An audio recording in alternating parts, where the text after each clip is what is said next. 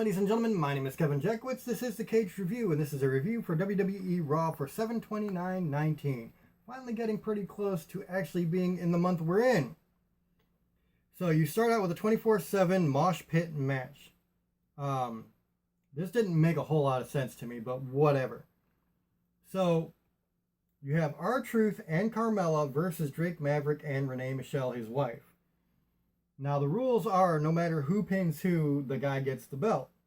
Okay, well, whatever. The match was what it was. It was all right. It was kind of entertaining. R-Truth and Carmella win. And then you get this like 24/7 melee where after the match, they had suspended the 24/7 rules. Now they're in action. So everybody storms the ring, piles on R-Truth, and then Mike Kanellis, of all people, win the belt. So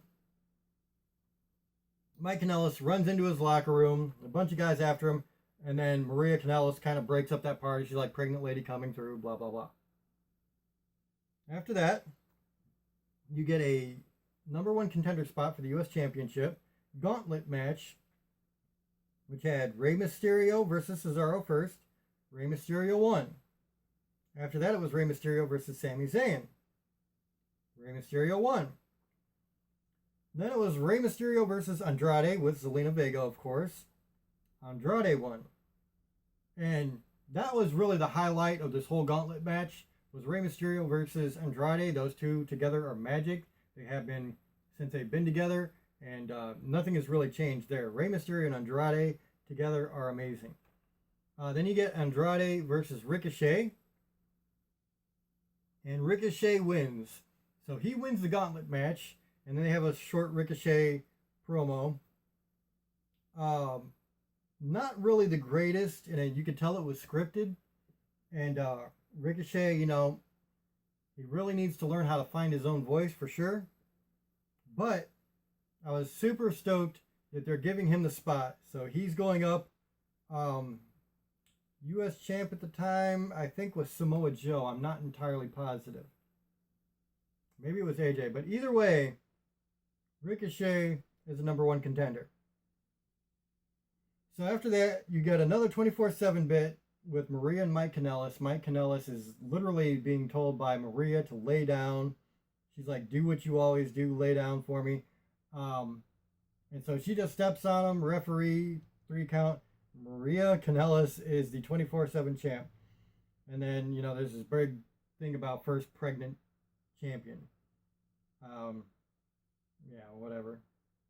And then you get a Moment of Bliss with Alexa Cross, and they are hosting Becky Lynch, Natalya. They were showing that clip from last week, and then Lynch does a promo. Sometimes Lynch is very on, sometimes not so much, and I think this is one of those times where it's just not so much for me. The Usos, they done cut a promo, which I love the Usos, man. Their personalities really shine through. And then you had a match that was the Usos versus the OC versus the Revival. This is a no DQ triple threat, which I don't really understand. It's no disqualification, but you have to tag in and out. It's no DQ. Who gives a shit?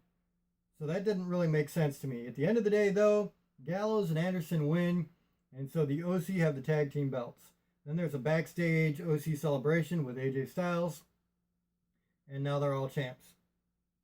So that was pretty cool. Then you get Viking Raiders versus a couple of local nobodies. I'm tired of seeing this. The Viking Raiders won. I don't care. And then you get a Street Profits promo. Seth Rollins shows up and they kind of like feed off each other for a second. And then you get Becky Lynch versus Alexa Bliss. Of course, Nikki Cross is there. Becky Lynch wins basically via forfeit. Go figure. Then you have Becky Lynch versus Nikki Cross, and Natalya attacks. Natalya, she comes out, she puts Becky Lynch in the sharpshooter. Whatever. After that, you get a horrible Natalya interview. Like, it was really bad. And you have Seth Rollins versus Dolph Ziggler.